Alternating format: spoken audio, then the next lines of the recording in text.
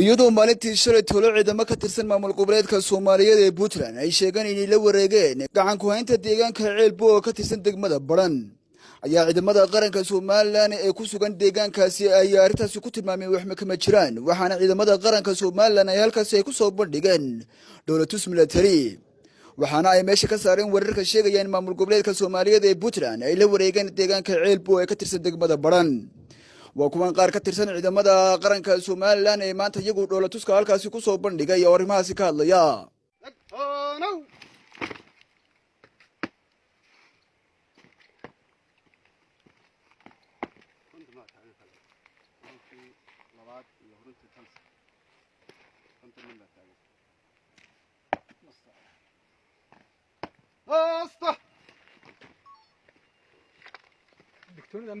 كتشوي واقعي عيدن كتشوي واتشوغا بديديسي ururkii labaad baa wax ka go'een wixii ka go'ayna tiradeeda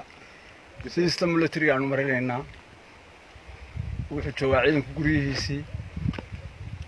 wuxuu haystaa caqiidadii uu haystay ee Soomaalilandnimada ahayd shaqadii ciidannimada diyaar buu u yahay wax ka xumina ma jiraan wixii reports ah oo khuseeya system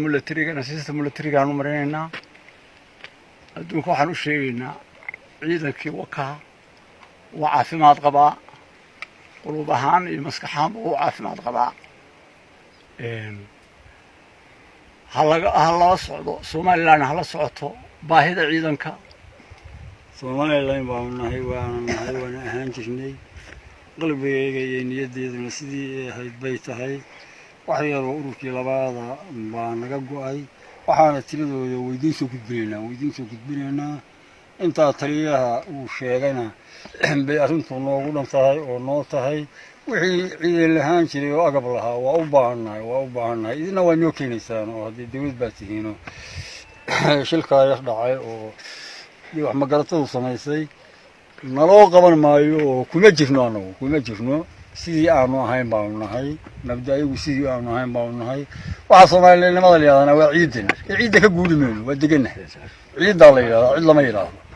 ciidu waa Soomaaliland dadku waa Soomaaliland qalbigu waa Soomaaliland wixii aanu ahayn baanu nahay sidoo kale waxa iyaguna halkaasi ka hadlay qaar ka mid ah odayaashii wax karadka ku dhaqanay deegaanka Ceelbo ee ka tirsan degmada Baran anagu sida odayaasha hore ka soo warrameen hadalkuna waa dhan yahay saraakiil iyo ciidanba waa laga hadlay marka aan u noqonay aniga waxa weeyaan Soomaalidu waxay ku mahmahdaa ishii bugtay ku bikacso hees bay ahayd ishii bugtay ku bikacso ragii lahaa shalayto ama maanta lahaa waxba go'ay ciidan baa burburay ciidan baa kala go'ay indhihiina idin macallina saxaafadda iyo kamarada baa idin ka soo bixi doona wixii ciidanka hadii la hananayo oo ciidanka Soomaaliland dawladda hananayso oo gacan ku dhigayso oo qabanayso oo nidaamkeeda iyo xiradeeda dil waa ciidan la qabsaday lagu soo duulay waa ka waa idin muuqda indhihiina idin macallina xero wax qiimo ay laba jirto taaba waa dhisnay gacan baan ku dhisnay xoogayagaana ku dhisnay lacagteedana ku dhisnay waa taa hadda ay joogaaniin ay qolada Puntland joogtaaniin xerada kale waa dhisan karaa laba bilood bil baa lagu dhisan karaa haddii tamar iyo taakulo iyo wax gacan laga helo dawladda laga helo tan kale waxaan idin sheegaynaa maamulka Puntland gacmay badan buu muddo nagu waday degmada ku waday geeska inta tan sanaag bari ku waday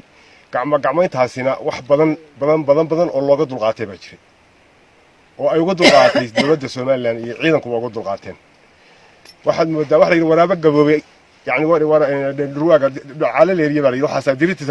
diritiisa loo tagamiyaa haddii la dayn waayo gacmaynta joogsan weydo oo eriga iyo maalin walba waxa kan la wada ay joogsan waayaan hadda diritooda loo tagayaa Soomaaliland diriteeda loo tagayaa annagana ugu horeeyna hana qarsan mayno ciidan wax ka qarsanayna ma jirto dalka yagii baan joognaa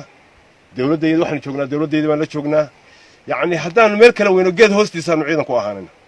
wax kale ma jiraan wax la yiri tuka wuxuu yiri anigu intaan u yarahayna yani waa ku midhaha intaan u weynahay waa ku geedaha xagga odayaashana waa ku tirsanahay odayaashana de waa raaca hadda ciidankana waa ka mid ahay inta aniga la Xuseen Xaaji Yusuf la yiraahdaa hadalka intaasaan ku soo gabagabeynayna hadalkuna uu dhan yahay waxaan afkan laakiin ishiina ka macayshiina idin macalina wixii aad saxaafadda iyo kamarada ka aragtaan taasun baa idin maqantay wax beenana ma wax hor fadhiya inta fasaxa ku maqanay inta dee waa ciidan kala maqnaayo deemaynayseen waa intaa iyo laba laabkeed iyo saddex laabkeedba qorshaynteeda iyo kala nidaaminteedana saraakiisha ku shaqo leh oo habkii ciidan lahaabaa loo soo gudbinayaa ciddii u imanaysana waa u diyaar baa loo yahay wax is hortaagi karaana ma jiraan ciddii u imanayso ka qoranaysa wax oo gobolka ka imanayso saldhigga ka imanaysana waa loo diyaar cid is hortaagayso waabinaysaana ma jirto afarta inanoo halkan galay oo jeexa kan galay dee iyagu wax dhibaatay meesha ku hayaan ma jirto hadday dhibaato keenaan dee waa la dhibaatayn hadday dawladayaan waa la dawladayn